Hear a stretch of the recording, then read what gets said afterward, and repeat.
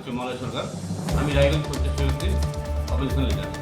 আজকে আপনাদের কি কর্মসূচি ছিল বিধায়কদের? আজকে আমাদের কর্মসূচি ছিল, আমাদের যেমন রায়গঞ্জ ব্লকে আমরা 3টা এমএলএ পাচ্ছি আমরা, যেমন কালিয়াগঞ্জ বিধানসভা, রায়গঞ্জ বিধানসভা, ধন্যবাদ বিধানসভা।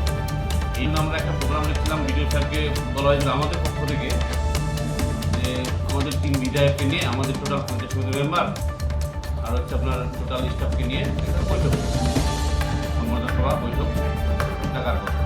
সেই বৈঠকে আমরা আজকে ওনাদেরকে সম্বোধনা করি। কি আলোচনা হবে?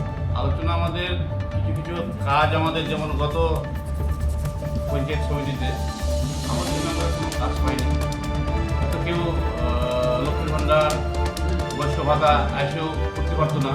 সেই বার্তাটা স্টাফদের, সেই বার্তাটা পঞ্চায়েত সমিতির স্টাফদের দেওয়া যেন যেন আমাদের মানুষ ঘুরে না যায়।